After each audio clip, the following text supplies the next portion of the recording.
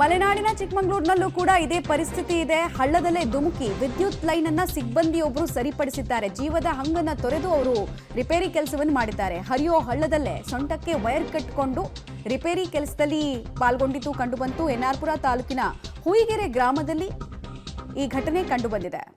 ಲೈನ್ಮ್ಯಾನ್ನ ಸಾಹಸಕ್ಕೆ ಸಾರ್ವಜನಿಕರು ಈಗ ಶ್ಲಾಘನೆಯನ್ನ ವ್ಯಕ್ತಪಡಿಸ್ತಾ ಇದ್ದಾರೆ. ನೋಡಿ, ನಾವು ಕರೆಂಟ್ ಇಲ್ಲ ಅಂತ ಎಷ್ಟು ಸಲ ಲೈನ್ಮ್ಯಾನ್ಗಳನ್ನು ಬೈಕೊಳ್ತೀವಿ. ಒಂದೆರಡು ಸೊಳ್ಳೆ ಕಚ್ಚಿದ್ರೆ ಸಾಕು ಲೈನ್ಮ್ಯಾನ್ ಕೆಲಸ ಮಾಡ್ತಾ ಇಲ್ಲ ಅಂತ ಹೇಳ್ತೀವಿ. ಬಟ್ ಅವ್ರ ಕೆಲಸ ಇನ್ ರಿಯಾಲಿಟಿ ಎಷ್ಟು ಕಷ್ಟ ಇರುತ್ತೆ, ಎಷ್ಟು ಸಾಹಸಮಯವಾಗಿರುತ್ತೆ ಅನ್ನೋದಕ್ಕೆ ಈ ದೃಶ್ಯ ಜ್ವಲಂತ ಸಾಕ್ಷಿ.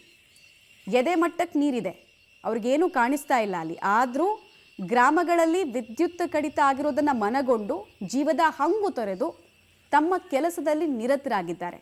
ಇವರೆಲ್ಲ ಆ್ಯಕ್ಚುಯಲ್ ವಾರಿಯರ್ಸು. ಬಟ್ ನಾವು ರಿಯಾಲಿಟಿನೇ ಗೊತ್ತಿಲ್ಲದೆ ಬೈಕೊಳ್ತೀವಿ. ಎರಡು ಸೊಳ್ಳೆ ಕಚ್ಚಿದ್ರೆ ನಾವು ಲೈನ್ಮ್ಯಾನ್ ಕೆಲಸ ಮಾಡ್ತಿಲ್ಲ, ವಿದ್ಯುತ್ ಇಲಾಖೆ ಕೆಲಸ ಮಾಡ್ತಾ ಇಲ್ಲ ಅಂತ ಬೈಕೊಳ್ತೀವಿ.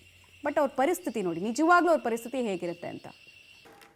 ತುಂಗಭದ್ರಾ ಜಲಾಶಯದಲ್ಲಿ ಹೇಗೆ ಯಾವ ಪ್ರಮಾಣದಲ್ಲಿ ಇನ್ಫ್ಲೋ ಹಾಗೂ ಔಟ್ಫ್ಲೋ ಇದೆ ಅನ್ನೋದನ್ನ ನಾವು ಹೇಳ್ತಾ ಇದ್ವಿ. ಇದರ ಪರಿಣಾಮವಾಗಿ ನದಿ ತೀರದಲ್ಲಿ ಪ್ರವಾಹದ ಭೀತಿ ಮುಂದುವರಿತಾ ಇದೆ. ಕೊಪ್ಪಳ ಜಿಲ್ಲೆಯಲ್ಲಿ ನವವೃಂದಾವನ ನಡುಗಡ್ಡೆಯಾಗಿದೆ. ಆನೆಗೊಂದಿ ಬಳಿ ಇರುವಂತಹ ಕೃಷ್ಣದೇವರಾಯ ಸಮಾಧಿಯ ಮಂಟಪ ಕೂಡ ಮುಳುಗಡೆಯಾಗಿದೆ. ವಿಜಯನಗರ ಸಾಮ್ರಾಜ್ಯದ ಸಾಮ್ರಾಟ ಶ್ರೀ ಕೃಷ್ಣದೇವರಾಯನ ಸಮಾಧಿ ಕೂಡ ಇದೇ ಜಾಗದಲ್ಲಿದೆ. ಸೊ ಆ ಮಂಟಪ ಮುಳುಗಡೆ ಆಗಿರುವಂತಹ ದೃಶ್ಯ, ನೀರಿನ ರಭಸ, ಸೆಳೆತ ಎಲ್ಲವನ್ನ ಕೂಡ ನೀವು ಗಮನಿಸ್ತಾ ಇದ್ದೀರಾ. ಆನೆಗೊಂದಿ ಅಂತ ಹೇಳಿದ್ರೆ ಅತ್ಯಂತ ದೊಡ್ಡ ಪ್ರವಾಸಿ ಕ್ಷೇತ್ರ ಕೂಡ ಹೌದು.